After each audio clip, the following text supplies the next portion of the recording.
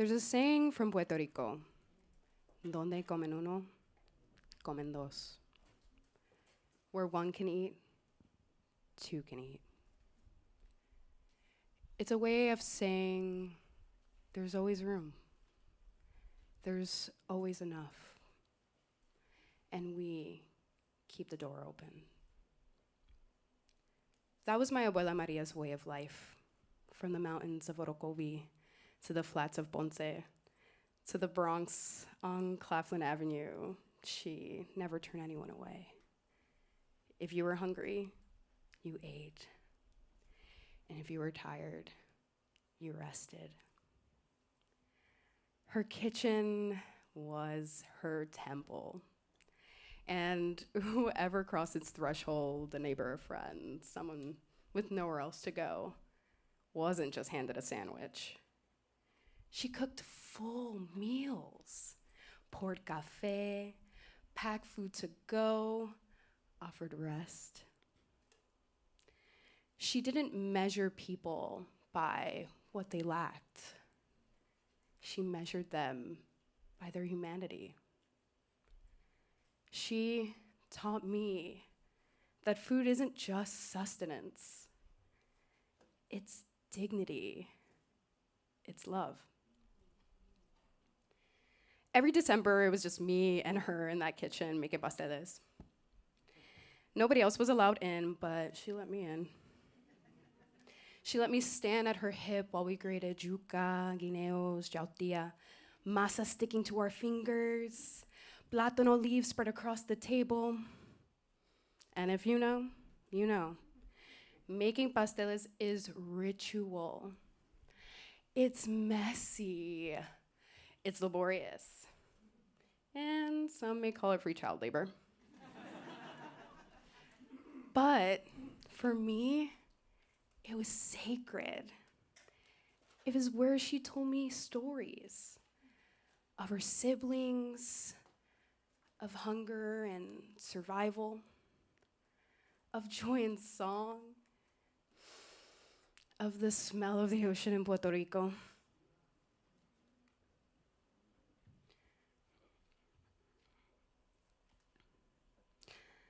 When she passed, I felt unmoored,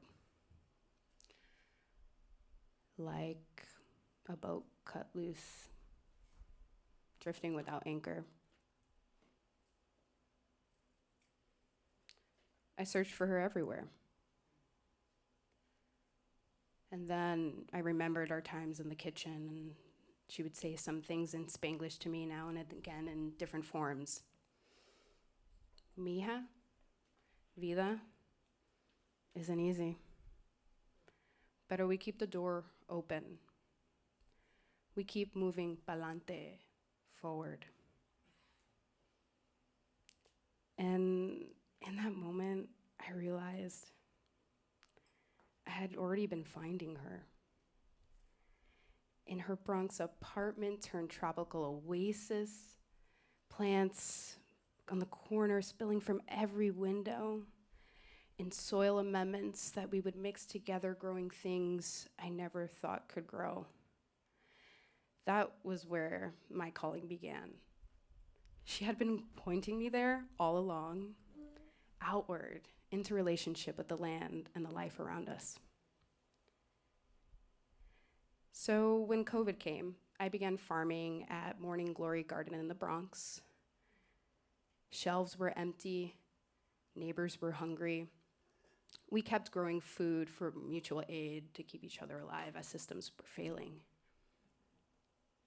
And in those moments, my hands in Bronx soil, passing collard greens and peppers to neighbors and friends, something in me shook, in my bones, in my spirit.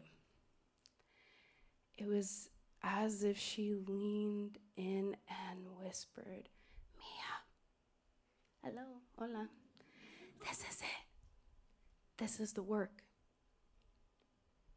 That's what pushed me along this path. From her kitchen to community gardens, to the Catskills, where I now farm at Serra Vida.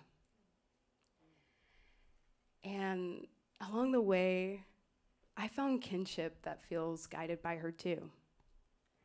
I still remember the Zoom call I was on when I first heard Tom Hudson speak. Fourth generation farmer, former owner of the land that I now steward on at the West Branch Commons, a community land trust. My mom says that my abuela brought us together because from the moment Tom and I met, first of all, I was like, I need to meet this guy. For those who know him, if you know, you know, he's wisdom. But we've been best friends. A Pisces and a Virgo, sister signs, astrological kismet. Tom's always been ahead of his time. Long before regenerative became a buzzword, he was piloting conservation easements along the Delaware River, making sure that land was not to be subdivided, that it would remain agricultural, that it would remain conserved and passed forward to the new generation of farmers who wouldn't have access otherwise. And he still farms with me. And I learned cows from him. After a few workshops, I've even become the on-call midwife when calves arrive. Our friendship is a daily reminder of what my abuela taught me.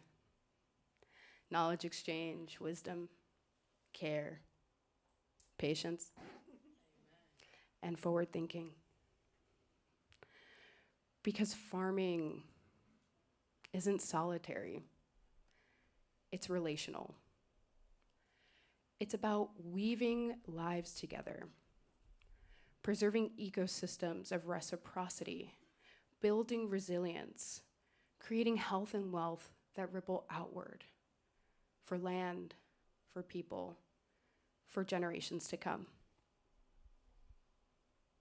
You see, I'm first generation farmer.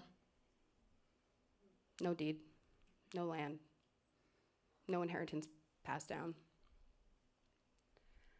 But what I did inherit is resilience. I inherited my abuela's stories of Borican. I inherited her love of the land, stopping to notice every living thing and seeing beauty in everything alive. So, yes, I am first generation, but I'm also the continuation of her generations, of her memory, of her reverence, of her insistence that food is dignity and love.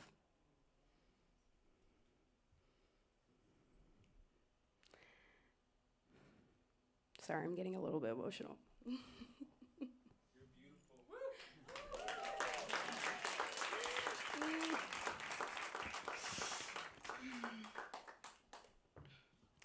So, farming may feel out of reach to some, and not everyone will be a farmer. But everyone in this room and beyond, we can all be environmental system actors.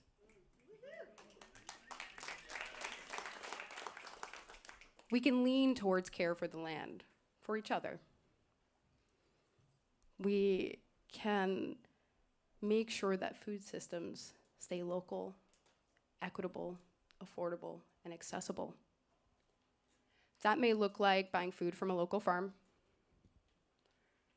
or planting seeds with children, teaching them to care for life. Because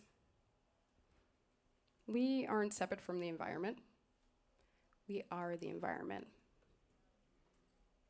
From the mycelial networks below our feet to the rivers that flow, to the blood and water that move through us, to to the languages that we speak and the ones we yet have words for.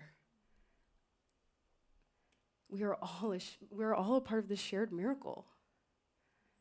And every act of care, every meal shared,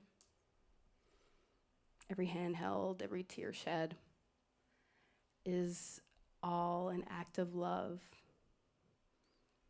of that shared miracle. So, if you eat, we all eat, right? We're all a part of the food system and the environment, right? The question is, will it extract or will it reciprocate?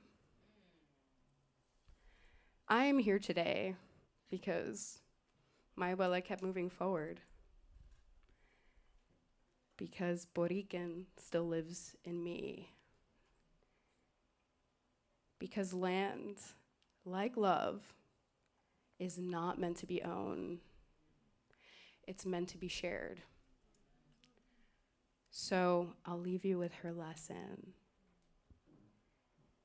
Keep the door open for each other, for the land, for futures waiting to be grown. Thank you.